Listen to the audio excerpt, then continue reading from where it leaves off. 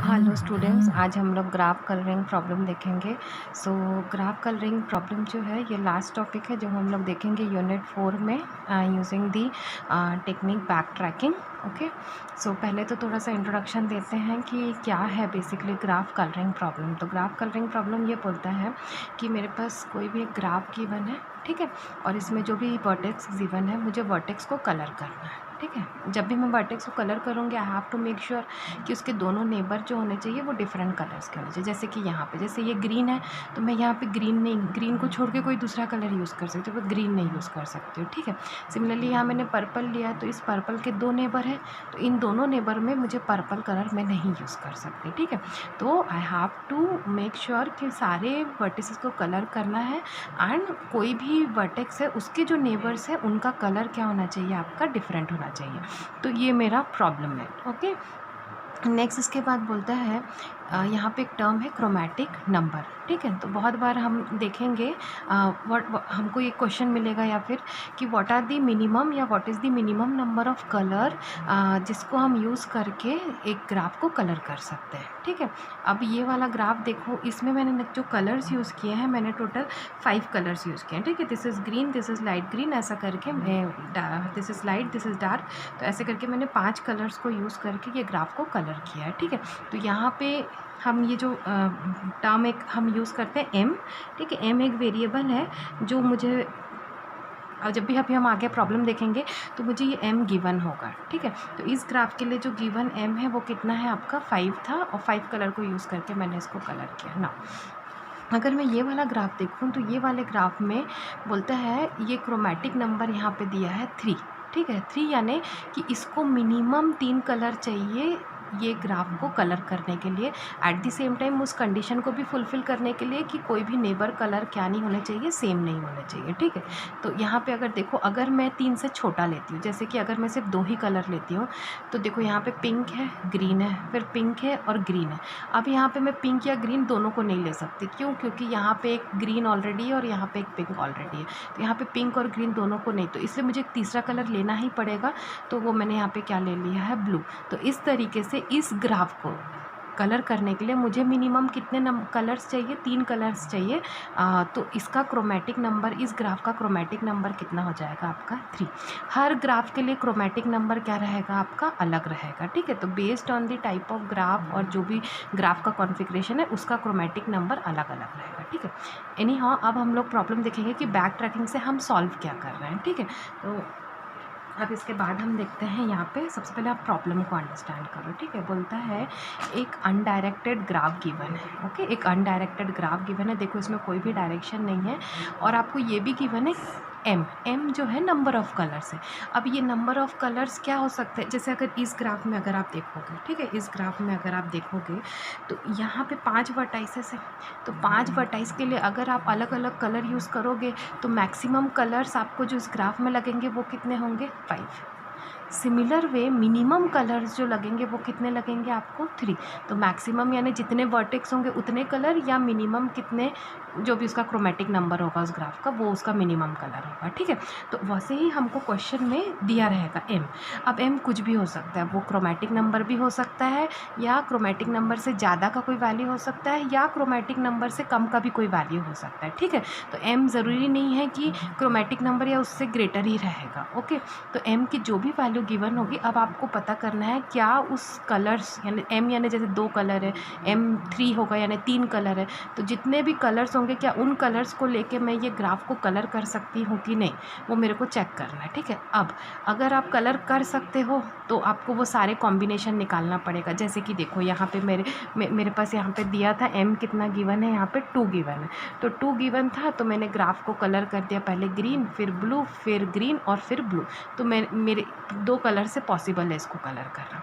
Similarly second combination है कि मैंने इसको ब्लू रखा, इसको ग्रीन, इसको ब्लू और इसको ग्रीन, तो ये वाले मेथड से भी मुझे पॉसिबल है। तो इस ग्राफ के लिए 2 तरीके हैं इसको कलर करने के लिए। गिवन कब, जब एम कितना गिवन रहेगा, 2। एम अगर 3 दिया रहेगा तो फिर और पॉसिबल कॉम्बिनेशंस निकलेंगे। ठीक है, तो एम की वैल्यू पे कितने पॉसिबल कॉम्बिनेशंस निकलते हैं वो आपको आउटपुट में निकालना है, आपको आउटपुट निकालना है उसका, ठीक है ना। सपोज़ अगर m इक्वल टू 1 होता, तो अगर m 1 होता दैट मीन्स आप क्या एक कलर से इसको कर सकते हो कि नहीं, अगर आप इसको ब्लू करोगे तो ये भी ब्लू हो जाएगा, ये भी ब्लू हो जाएगा, सिंगल ही कलर अलग अवेलेबल है, तो उस केस में आपको सोल्यूशन क्या मिलेगा, 0। आपको उस केस में कोई भी सोल्यूशन नहीं गिवन रहेगा, ठीक है। तो दैट मीन्स कहने का ये मतलब है कि आपको जो भी ग्राफ गिवन है वहाँ m दिया रहेगा। m जो है वो क्रोमेटिक नंबर से कम भी हो सकता है या क्रोमेटिक नंबर के बराबर हो सकता है या क्रोमेटिक नंबर से ज़्यादा हो सकता है, ठीक है। तो आप उसको आप जब सॉल्व करोगे तो आपको समझ में आ जाएगा, ठीक है।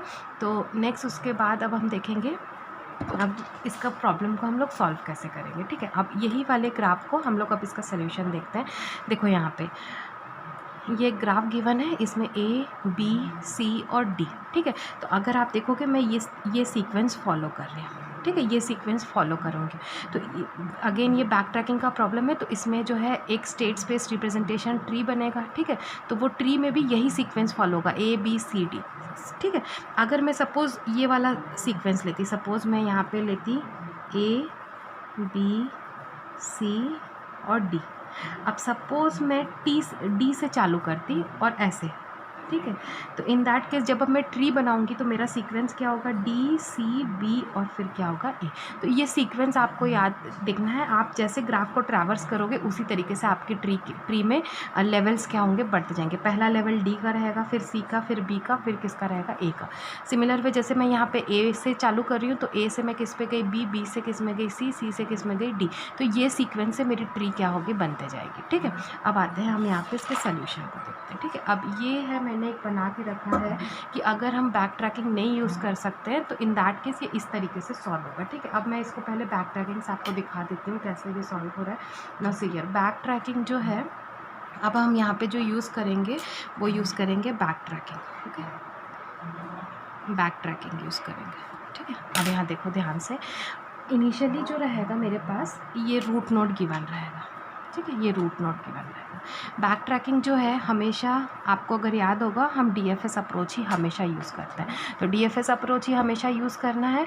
तो डीएफएस यानी डेप्थ, हम सबसे पहले लेफ़्ट में जाएंगे, सबसे लेफ़्ट में आखिरी तक जाएंगे जब तक जा सकते हैं या जब तक कंडीशन सेटिस्फाई होती है। अगर कंडीशन फेल हो जाएगी तो हम बैक ट्रैक करेंगे, ठीक है ना। देखो यहाँ पे सबसे पहला जो मैंने बोला था, मैं स्टार्ट करूँगी ए से मैं जाऊँगी बी से सी और सी से फिर किस में जाऊँगी, डी, ठीक है ना।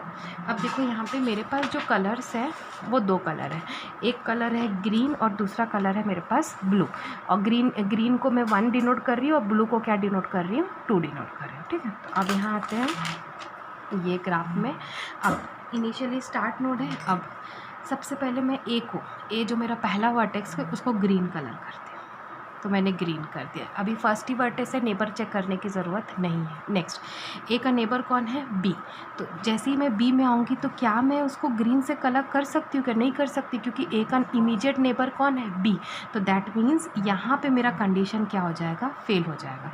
तो ये इतना पूरा पोर्शन मुझे अब सर्च करने की ज़रूरत नहीं है। अब मैं क्या करूँगी, सीधा यहाँ से क्या करूँगी, बैक ट्रैक करूँगी, ओके। सो अब ग्रीन तो नहीं कर सकती, तो अब मैं क्या करूँगी, इसको ब्लू करूँगी। तो ए से मैं नेक्स्ट गई बी पे और कौन सा कलर किया मैंने, ब्लू, ठीक है। अब बी से मैं किस पे जाऊँगी, सी पे। अब सी के पास भी दो ऑप्शन होगा, आइदर ग्रीन या ब्लू। तो क्या मैं ग्रीन कर सकती हूँ, यस, सी को ग्रीन कर सकती हूँ। क्यों, क्योंकि सी का नेबर कौन था, बी, जो क्या है आपका ब्लू कलर है, तो ओके है। अब नेक्स्ट, अब सी का जो नेबर है वो क्या है, अब डी, ठीक है। तो अब डी, क्या डी को मैं ग्रीन कर सकती हूँ क्या, यस, यहाँ पे ग्रीन हो सकता है, नहीं। तो ये वाला भी नोड यहाँ पे क्या हो जाएगा, कट हो जाएगा। तो फिर आप क्या करो, अब यहाँ से बैक ट्रैक करो। नेक्स्ट, तो क्या मैं अब सी के बाद इसको ब्लू कर सकती हूँ, यस। तो ये यहाँ पे अब इसके बाद आगे बढ़ने की ज़रूरत नहीं है क्योंकि मेरे सारे नोड ट्रैवर्स हो गए हैं, ए बी और सी डी सारे ट्रैवर्स हो गए। तो ये मेरा पहला सोल्यूशन मुझे मिल गया। तो पहला सोल्यूशन देखो क्या मिला है, आपका पहला सोल्यूशन जो है, मैं अगर इसको लिखूँगी तो वो मिला है ए बी सी डी 1 2 1 और 2। ये देखो 1 2 1 और 2। नेक्स्ट इसके बाद देखते हैं, ठीक है। नेक्स्ट इसके बाद देखते हैं, अब हम आते हैं यहाँ पे ये हमने देखो ये वाला ट्रैवर्स किया था आखिरी में। अब देखो तो ये पूरा हो गया, यहाँ से सोल्यूशन मिल गया। अब मैं फिर से वापस आऊँगी यहाँ पे, ठीक है। ये बैक ट्रैक होके इधर आएगा, तो और कोई ऑप्शन तो है नहीं क्योंकि 1 पे जाना नहीं है, 2 चेक कर चुके। फिर ये वापस आएगा ना, यहाँ से अब 2 है, ये बी को मैंने ट्रैवर्स किया ब्लू से। फिर नेक्स्ट यहाँ पे अब सी को, क्या मैं सी को ब्लू से ट्रैवर्स कर सकती? नहीं कर सकती। तो अब ये वाला पोर्शन मेरा पूरा क्या हो जाएगा, अब मुझे इसको सर्च करने की ज़रूरत नहीं, ये यहाँ पे क्या हो जाएगा, यहाँ से एग्ज़िट कर लेगा, ठीक है। फिर अब ये यहाँ से क्या करेगा, बैक ट्रैक करेगा। तो यहाँ पे 1 भी हो गया, 2 भी हो गया, तो फिर ये वापस जाएगा, ठीक है। अब ये वापस गया तो देखो ये 1 और 2 दोनों चेक कर चुका है, तो अब ये यहाँ पे जाएगा। अब यहाँ पे आके देखो रूट पे 1 हो गया था, लेकिन अभी हम किसको चेक करेंगे, 2 को। तो अब हम फिर से स्टार्ट करें। अब ए को हमने सबसे पहले कौन सा कलर कर दिया, ब्लू कर दिया, ठीक है ना। अब मैं ए के बाद उसका नेबर क्या है आपका, बी। तो क्या बी को ग्रीन कर सकती हूँ, यस, क्योंकि 2 ब्लू है, ये क्या है, ग्रीन। ओके, नेक्स्ट, क्या मैं इसके बाद सी को ग्रीन कर सकती हूँ क्या, नहीं। तो ये क्या हो जाएगा, क्रॉस, और इसको फिर आपको चेक करने की ज़रूरत नहीं, ठीक है। फिर बैक ट्रैक करेंगे यहाँ से। अब 1 ये कर चुके। अब क्या मैं इसको ब्लू कलर कर सकती हूँ, यस, मैं इसको ब्लू कलर कर सकती हूँ, ये सी को ब्लू कलर कर सकती हूँ। नेक्स्ट, क्या मैं अब यहाँ पे डी को ग्रीन कलर कर सकती हूँ, यस कर सकती हूँ। तो ये एक और सोल्यूशन मिल गया। तो ये सोल्यूशन क्या है आपका, 2 1 2 1 2 1 2 और 1, ये नेक्स्ट सोल्यूशन, ठीक है। अब उसके बाद 2 के बाद देखो यहाँ पे, अब ये तो हो गया। अब क्या मैं इसको ब्लू कर सकती हूँ क्या, नहीं। तो ये क्या हो जाएगा, क्रॉस हो जाएगा। ये बैक ट्रैक करो तो 1 और 2 ट्रैवर्स हो गए, तो फिर वापस जाएगा, 1 और 2 हो गए। तो फिर अब इसके पास 1 हुआ है, अब नेक्स्ट इसको करेंगे 2। तो जैसे ही मैं 2 करूँगी तो ए भी 2 है और बी भी कितना हो जाएगा, 2। तो ये नहीं कर सकते, तो स्टॉप। और ये पूरा ये इतना पोर्शन को आपको एक्सपैंड करने की ज़रूरत नहीं है, ठीक है। तो इस तरीके से ये हमारा प्रॉब्लम क्या हो जाएगा, सॉल्व होगा। तो सी यहाँ पे आपका ट्री पहले ही मैंने बना के रखी थी, लेकिन जब आप एक्चुअल में बनाओगे तो आप क्या करते, आप यहाँ से यहाँ आते, यहाँ से यहाँ जाते, फिर यहाँ जैसे ही कट होता है ये सब बनाने की आपको ज़रूरत नहीं है, ठीक है। फिर उसके बाद आप इधर आते, इधर से ये वाला पाथ यहाँ तक आपको जाना पड़ता, यहाँ आते, फिर इधर से ये पाथ को भी आपको एक्सप्लोर करने की ज़रूरत नहीं थी, ठीक है। तो बैक ट्रैकिंग यूज़ करोगे, पूरा ट्री बनाने की ज़रूरत नहीं है। जिस पाथ में मिलता है उसी में आगे बढ़ो, अगर नहीं मिलता है तो क्रॉस करने के बाद फिर वापस चले जाना। तो ये इतने सारे जो पोर्शन है, ये आपका कैलकुलेशन क्या हो जाएगा, आपका बच जाएगा, ठीक है। तो इस तरीके से हम क्या करेंगे, हमारे प्रॉब्लम को सॉल्व करेंगे। ओके।